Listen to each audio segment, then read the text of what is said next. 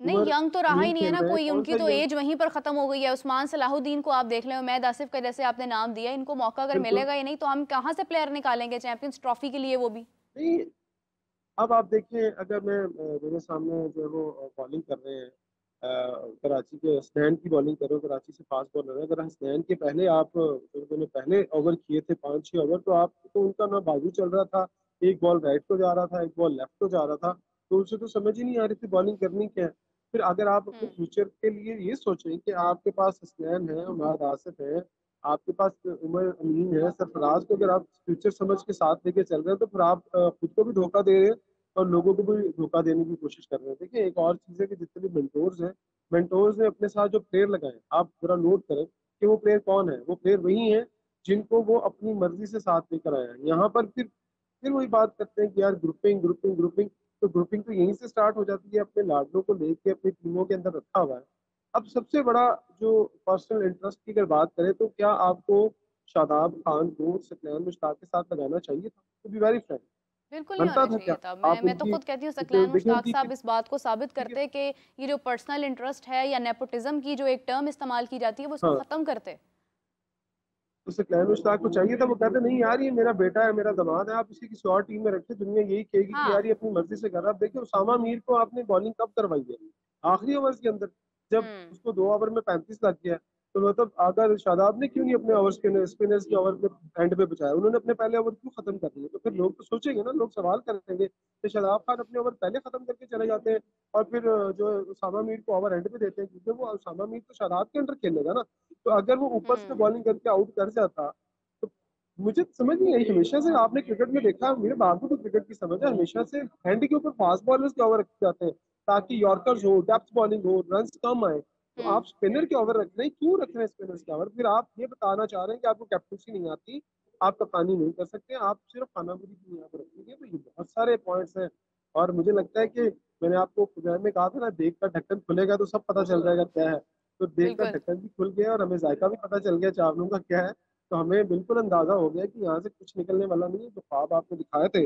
हाँ, हाँ। एक दो प्लेयर, देखिए जब आप कहते हैं ना आप एक दो प्लेयर की एक्सेप्शन परफॉर्मेंस आ जाएगी, तो फिर तो वो फर्स्ट क्लास टीम में भी परफॉर्म करते हैं ना। फर्स्ट हम्म। क्लास में परफॉर्म करते हैं, ए साइड में परफॉर्म करते हैं, फिर वहां से क्यों नहीं उठा के लेके आते? फिर क्यों आपको हम्म। 1.5-2 अरब रुपए का खर्चा करने की जरूरत पड़ गई इस टूर्नामेंट के ऊपर? आपको क्यों इतना ज्यादा पैसा लगाने की जरूरत पड़ गई? ऑप्शन तो आपके पास थी, फिर तो आपको अपने वो परफॉर्मर लड़कों को निकाल लेना चाहिए था। तो कोशिश आप कर रहे हैं, लेकिन कोशिश आप लोगों के कहने के ऊपर कर रहे हैं, लोगों के मशवरों के ऊपर कर रहे हैं, और ये मशवरे आपके कामयाब नहीं होने वाले। आपको अब कुछ नया करना पड़ेगा, ये सब पुराना है। आप हम्म। रेक्टेंगुलर कप को चैंपियंस कप का नाम देके तो वही बिल्कुल ऐसे तो ही है। कहते हैं ना कि ये पुराना बात आपकी सालन है ठीक जो है आप इमरान, नए लेकिन बर्तन मैं में एक चीज़ परोस रहे कहना हैं। चाह रही हूँ कि अगर हम बात करें पिच की अगेन, क्योंकि ये तमाम चीज़ें जो है वो कहीं ना कहीं पिच के साथ भी जुड़ी हैं। जो भी सिचुएशन, जो भी परफॉर्मेंस हमें इस टाइम नज़र आ रही है, उसका ताल्लुक कहीं ना कहीं पिच के साथ लाजमी तौर पर है।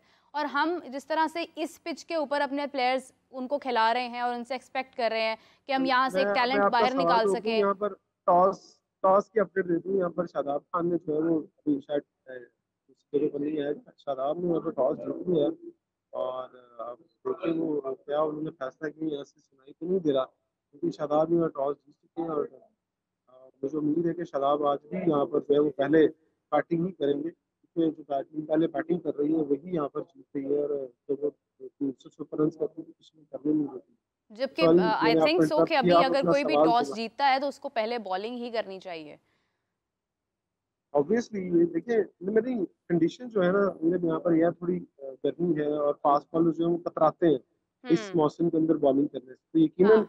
शादाब का भी कोई शौक नहीं होगा कि वो 50 ओवर इस धूप के अंदर फील्डिंग करे। वो भी कहेंगे कि वो ड्रेसिंग रूम में बैठे और बैटिंग करे, बाकी सारे स्कूल करे, जब सूरज गरूब हो जाए तो फिर आकर वो अपनी फील्डिंग भी अच्छी करे उनकी टीम और बॉलिंग भी करे। तो आई होप हम्म। कि उनके जहन में यही होगा। लेकिन अभी तक टॉस हो चुका है और मेरा ख्याल है कि जो उनकी टीम है वो अभी तक जो बॉलिंग प्रैक्टिस है वो कर रही है साइड पिचेस के ऊपर। तो आपका सवाल पिचेस के हवाले से था, सॉरी मैंने आपको इंटरप्ट कर दिया, मैंने कहा आपको अपडेट दे। बिल्कुल सही है, बिल्कुल सही है। इसी के साथ हमें ज्वाइन किया है जनाब आप सबकी जान, क्रिकेट की शान, हाफिज इमरान। अस्सलाम वालेकुम हाफिज साहब, कैसे हैं आप? वालेकुम सलाम मीरा, बहुत शुक्रिया आपका। हाफिज साहब, अभी इमरान सुहेल साहब भी हमारे साथ मौजूद हैं। हम गुफ्तगू के टॉस की अपडेट उन्होंने दी, लेकिन उससे पहले बात करना चाहूँगी पिच के हवाले से। फैसलाबाद की जो पिच है वो जिस किस्म की पिच है उसके बाद हम क्या एक्सपेक्ट करते हैं कि किसी मुश्किल पिच के ऊपर क्या हमारे खिलाड़ी परफॉर्म कर पाएंगे? पिच का कहाँ से मसला, मेरा तो ख्याल है कि पिच अच्छा है। 350 रन हो रहे हो तो वनडे क्रिकेट में अगर इतने रन हो रहे हैं तो वो तो कोई बुरा पिच तो नहीं है कि बाउंस भी मिल रहा है उसमें, फास्ट बॉलर्स को सीम मूवमेंट भी हो रही है, स्पिन भी हो रहा है, रन ऑन बोर्ड भी लग रहे हैं। तो ये कोई मेरा नहीं ख्याल कि इतना बुरा पिच है जिसको अगर इस तरीके से कहा जाए कि पिच कोई बहुत खराब है। हाँ। देखिए 2 मैचेस हुए हैं, दोनों मैचेस में पहले जिन टीमों ने बैटिंग की है आप उनके रन स्कोर जो किए हैं उन्होंने ऑन बोर्ड, आप उसको देखें कि कितने रन उन्होंने स्कोर किए हैं। और अगर आपको सेंचुरीज मिस सेंचुरीज हो रही हैं वहां पर, हाँ। तो इसका मतलब ये है कि बल्लेबाजों के लिए उसमें मदद मौजूद है। और अगर सीम मूवमेंट हो रही है, अगर बाउंस ले रहा है, तो इसमें का मतलब है कि पेसर्स के लिए भी मदद मौजूद है। और अगर बॉल स्पिन कर रहा है तो इसका मतलब ये है कि स्पिनर्स के लिए भी मदद मौजूद है।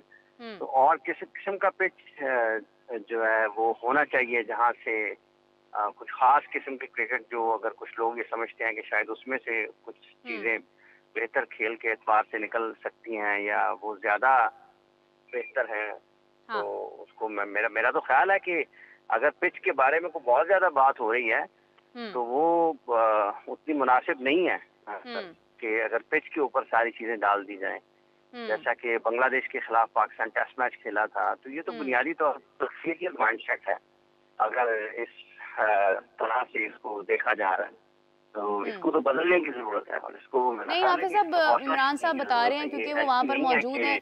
आप जो क्रिकेट देखने वाले लोग हैं या जो क्रिकेट कवर कर रहे हैं या जो क्रिकेट पर बात कर रहे हैं, इवन जो सबसे बढ़कर क्रिकेट खेल रहे हैं या जो उसकी सपोर्ट स्टाफ का हिस्सा है, अगर उनकी तरफ से इस किस्म की बातें आती हैं, आप सब मैं थोड़ा सा पब्लिक आप में, अगर मीडिया आपको के आवाज आ रही है तो थोड़ा सा मैं आपको पिच के बारे में बता दूं कि पिच के अंदर इशू क्या है। पिच के अंदर ये इशू है कि अगर आप नया रोल करते हैं, फ्रेश रोल होता है, तो पिच ऑब्वियसली बैलेंस होती है। जैसे ऊपर 50 आवाज का इशू आ रहा है।